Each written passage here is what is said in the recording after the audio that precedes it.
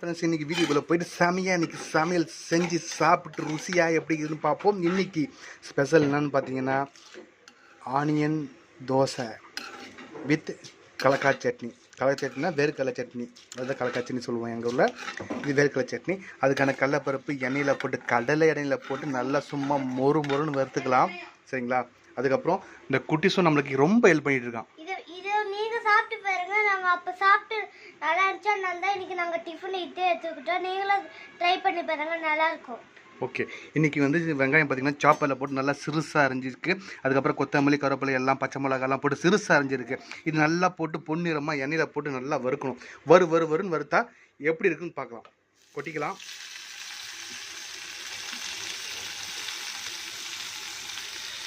சாப்பரில் போட்டு அரைச்சதை எண்ணெயில் போட்டு கொட்டி அதுக்கப்புறம் நல்லா பொன்னிறமாக வறுக்கலாம்.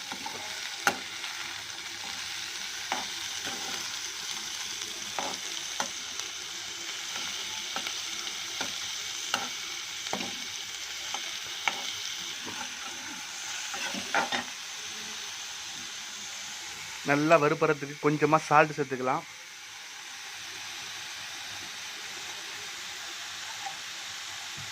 பார்க்கும் போது டெம்ப்டாக இருக்கும் பாருங்கள். அதுவும் ஆனியன் தோசைனா இன்னும் சூப்பராக ரெண்டு தோசை சேர்த்து சாப்பிட்லாம்.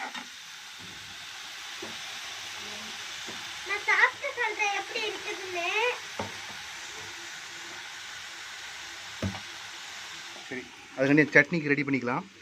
தேங்காய் பில்லை எடுத்து கொத்தமல்லி எடுத்து அதுக்கப்புறம் சட்னி மிக்சியில் போட்டு அடித்து இன்றைக்கி மிக்சியை திம்சம் பண்ணுறோம்.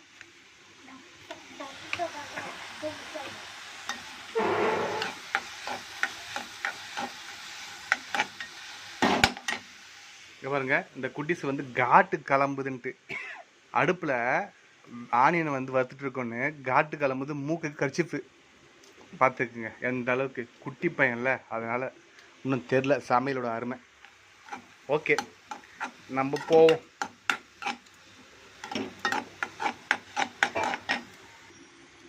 காஞ்ச மிளகா, தேங்காய் பில்லை, அதுக்கப்புறம் எல்லாத்தையும் போட்டுக்கலாம். முக்கியமான ஐட்டம் ஒன்று இருக்குது, சரிங்களா? மெயின் டிஷ்ஷு, அது கொஞ்ச நேரத்தில் வரப்போகுது. அது என்னன்றதை காமிக்கிறேன். வந்துடுச்சு வேர்க்கடலை.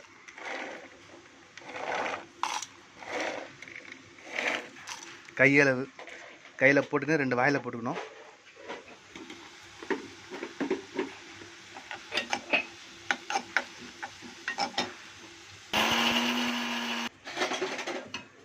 சட்னி அரைச்சாச்சு.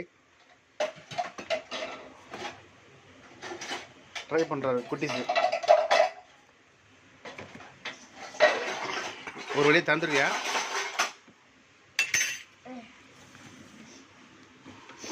திறந்துட்டாங்கப்பா ஒரு வழியா. சட்னி இன்னாமல் இருக்குது பாருங்கள்.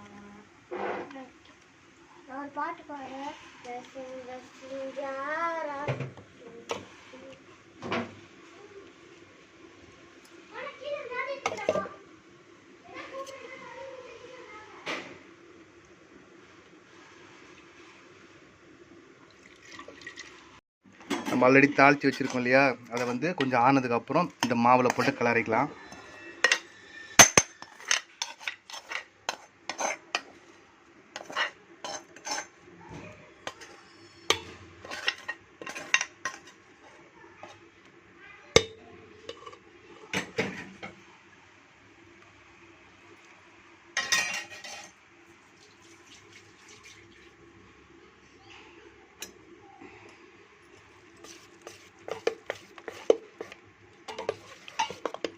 இப்படி வண்ணமாக ஆயிடுச்சு பாருங்கள்.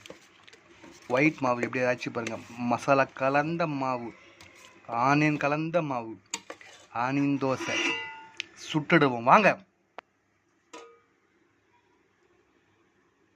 ஓகே, அடுப்பு பற்ற வச்சுக்கலாம். அடுப்பு பற்ற வச்சு தோசை ரெடி பண்ணி இன்றைக்கி ஊற்றலாம்.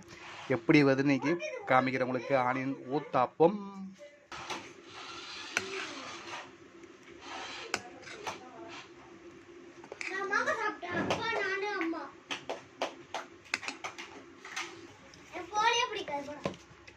சரி, நல்லா சூடாக காஞ்சிச்சு கடாயி. தோசை தவா. இன்றைக்கி நம்ம சப்ஸ்கிரைபர் ஏன் வீடியோ போடலன்னு கேட்டு போடுங்க, நாங்கள் பார்க்கணும், உங்களுக்காக ஆர்வமாக இருக்கும் அப்படின்னு சொல்லி ரொம்ப கம்பல் பண்ணதுக்காக வீடியோ ஸ்டார்ட் பண்ணியாச்சு. இதுக்கப்புறம் வீடியோ அப்பப்போ வரும். உங்களுக்கு பிடிச்ச மாதிரி இருக்கும். மறக்காமல் பாருங்கள், லைக் பண்ணுங்கள், ஷேர் பண்ணுங்கள், சப்ஸ்கிரைப் பண்ணுங்கள், உங்கள் ஃப்ரெண்ட்ஸுக்கும் தெரியப்படுத்துங்க.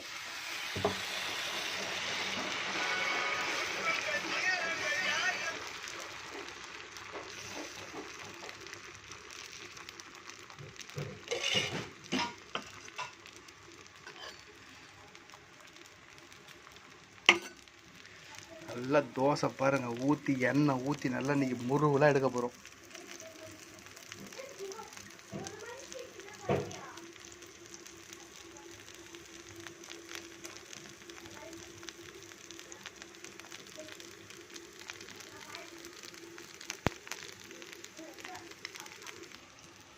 ஹலோ சொல்கிறேன், கால் பண்ணியிருந்தேன். அப்படியா? தோசை திருப்பி போட்டுக்கினாச்சு. என்ன பொன்னிறமாக வந்து இருக்கு பாருங்க, தோசை அருமையாக இருக்குது பாருங்க.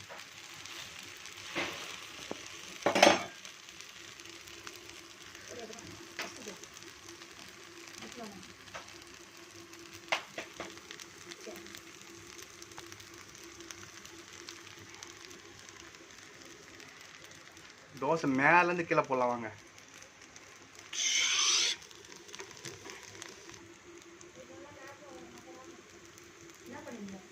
நல்லா பொன்னிறமாக முறுக்கு பாருங்க, சாப்பிட்றதுக்கு டெம்ப்டாக இருக்கும். யார் வேணால் சாப்பிட்லாம் வாங்க. இதே மாதிரி ஈஸியாக சூப்பராக சிம்பிளாக செய்யலாம். எப்படி வாங்க பார்த்துலாமா ஒரு பிடி. இன்னைக்கு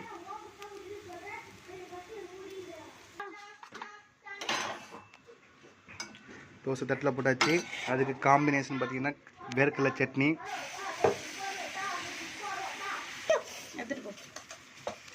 வேர்க்கடலை சட்னி ஊற்றியாச்சு. இன்றைக்கி ஒரு பிடி.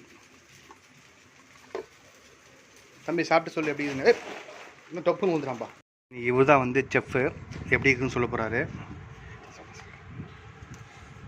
நாங்கள் 2 பேரும் செஃப்.